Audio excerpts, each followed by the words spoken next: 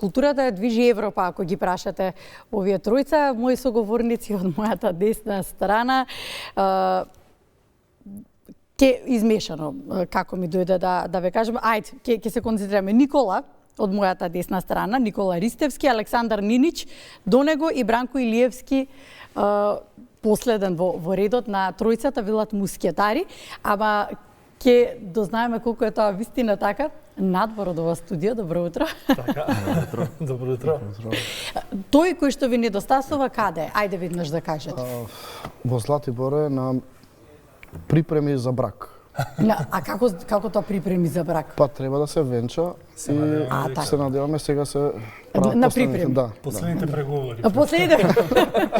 Шегата настрана. Како се формираше квартетот кога веќе споминавме дека уште еден ви фали Мак Брас, да. Така е, да. Мак Брас квартет најпрво во 2016-та почнавме како квартет тромбони при Македонската филхармонија.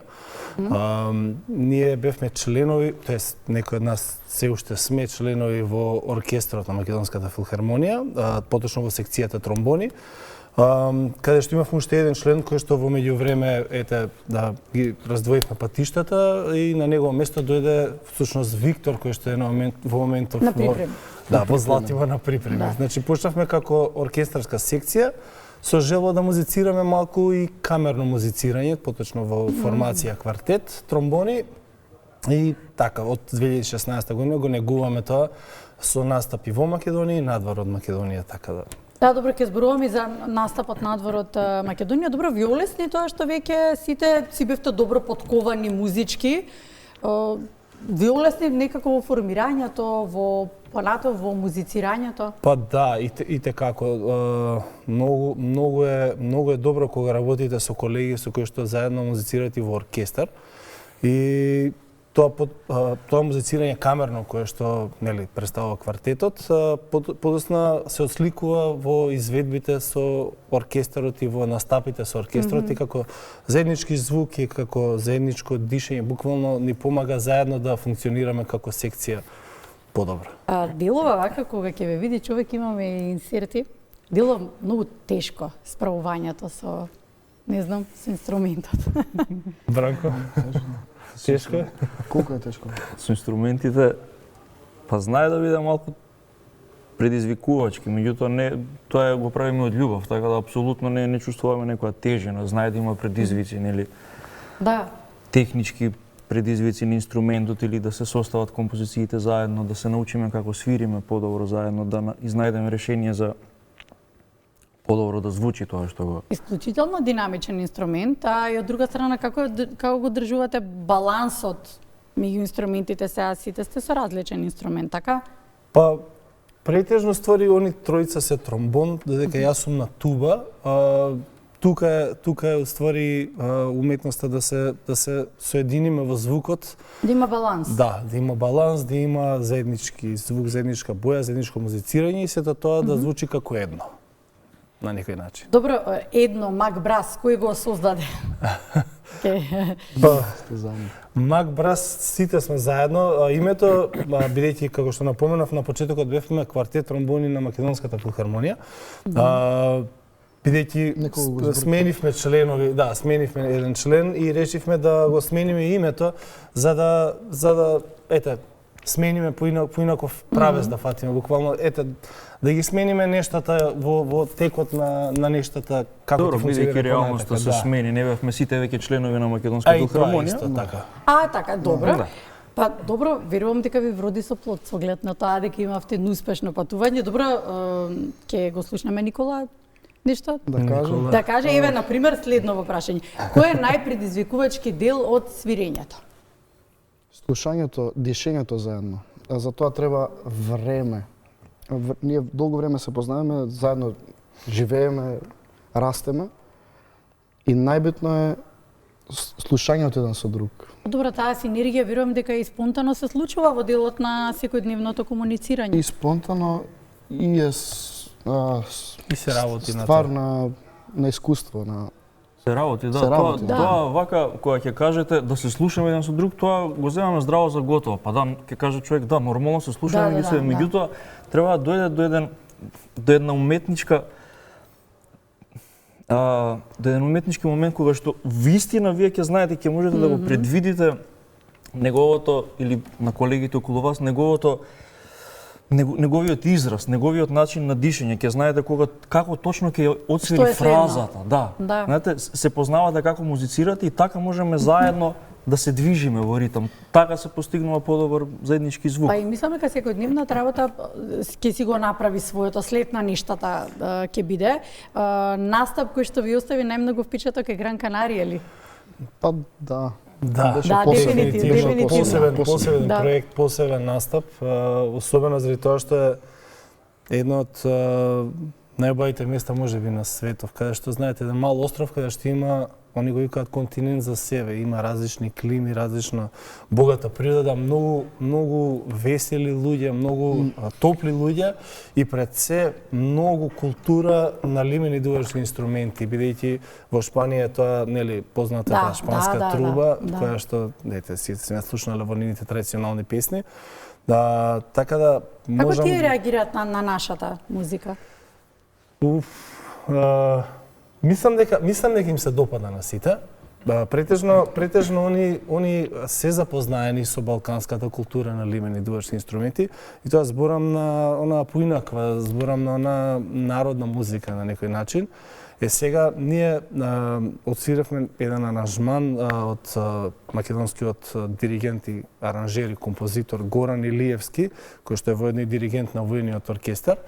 И кој што е составен од 4 македонски народни песни, меѓутоа аранжирани во малце покласична форма. Не е баш до толку, да речам, некој свадбен израз, ајде сега така да го кажам. Па добро, обично лимините инструменти се врзуваат со прослава. Мислам, кај нас тоа е така останато.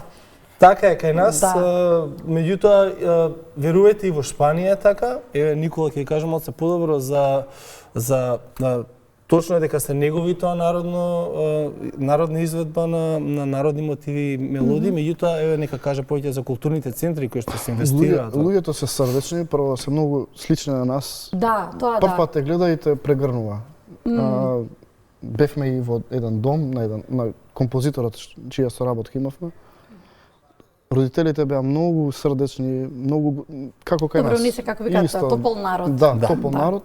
Но она што го видовме ние таму е влогот на државата за инструменти, на инструменти, на простори за работење, на различни, ние сретнавме различни од млади до постари луѓе кои што се занимаваат со музика. Ако ние важиме за една од најмузикални нации и на Балканот, но ништо не правиме конкретно за младите и ништо не правиме да растеме. Не им го отвараме патот, сакаш да кажеш. А она што го видовме таму говори прво нови инструменти, можности, семинари, оркестри. Па, мислам дека целиот остров беше околу 800.000 жители, отприлика. И ако земеме Скопје, отприлика, да речеме, по број на жители, тоа е големина на Скопје, отприлика, да. Меѓутоа, на самиот остров имате, во речиси, секој помало градче, бидејќи има многу помали како населби градови, така. Во секој помало градче они имаат културен центар во кој што негуваат некаков вид на култура. Било каква, дали е тоа танц, дали е тоа музика, дали е театар, било што. И сега државата, како и одредени веројатно системи тоест финансиски системи кои што се веројатно дел од Европска унија, кој е исто нели малце поголем бенефит, меѓутоа инвестираат во сите овие културни центри и така се справуваат во голема мера и со сиромаштија, со криминал, со насилство. Меѓу другото, во Ломо Бланко, Барахона се вика центарот кај што работевме со децата. Настанат е претежно за да се справи со еден гетоизиран дел од Гран Канарија, кој што бил поприлично сиромашен. И таа господјата која што работеше таму, баш ни го презентираше тој дел од историјата на тој културен центар, кај што на децата за да се справат со криминал, да не се бават со криминални дејства, да не се бават со безделничење и така натака со деликвенција. Да, со Они ги насочуваат на музика. Ги насочуваат на инструмент. И замисли да има многу изреки од познати музичари кои што буквално тврдат дека мене не ми треба било каква деликвенција, дрога во животот или било каква зависност. Мене инструментот ми создава. И навистина инструментот кој се заљубите во него создава една зависност која што го окупира буквално времето и слободните мисли. Па добро, така и кога не свирите, што правите? Си мислам на инструментот и на можности. Се заљубено. Често мислиме на инструментот, никога не свириме. Да, па предпоставам дека Често како мислиме. понашто зборевте што каква представа добив дека се наполнивте со идеи, креативни идеи пред се, и Апсолутно. предпоставам дека се имате измешани и емоции и креативни насоки, така што следно? Следно Скопски Брас фестивал, ајде. Следното е Скопски Брас фестивал. Најпрво на 28 април имаме еден наш драг колега Мицко Дамјановски кој што е тубист во Македонската опера и балет. Ќе настапи, ќе има свој солистички рецитал, што навистина е реткост во Македонија да има тубист солистички рецитал. И навистина го поздравуваме тоа, бидејќи сериозен, сите музичари, особено тие што не слушаат во моментот, знаат колкава работа е потребна за припрема на еден солистички рецитал, а особено на тубата која што е не солистички инструмент, и тоа е следното нешто што се случува, ги каниме сите што не гледаат. Кога ќе биде тоа? На 28 април во Чичко Мицко ќе настапи во салонот 1919. Во 19:19. Во 19:19 часот, како што е традицијата нормално. Убава покана беше ова. Да, и тоа е првото нешто што следува, каде што јас и Бранко ќе настапиме на изненадувањето на крај, меѓутоа да не откриваме. Ете, повелете, дојдете, слушнете и ќе видите. Следно нешто не следува Скопскиот Брас фестивал, кој што ќе се одржи првиот дел од Скопскиот Брас фестивал, кој што оваа година го има своето 5-то издание и ќе се одржи од 27 до 29 мај, каде што имаме гостување на хрватскиот состав XL. Тоа е квартет туби, кој што е многу редок, да речем, ретка формација за камерно музицирање, меѓутоа ќе настапат во Скопје, овој пат со два концерта. Едниот ќе биде во малата сала на Македонската филхармонија, каде што ќе настапат со еден покласичен репертоар, а вториот концерт всушност ќе биде со малце по-слободен, да речем, и поинтересен, забавен карактер, точно, фала Бранко. Ќе настапат во кафе барот Филхармонија со една џез програма каде што ќе покрај нив ќе настапат и домашни џез музичари како солисти. Добро, доволни причини, се видиме повторно. Секако. Секако, да. Ви благодарам за гостувањето.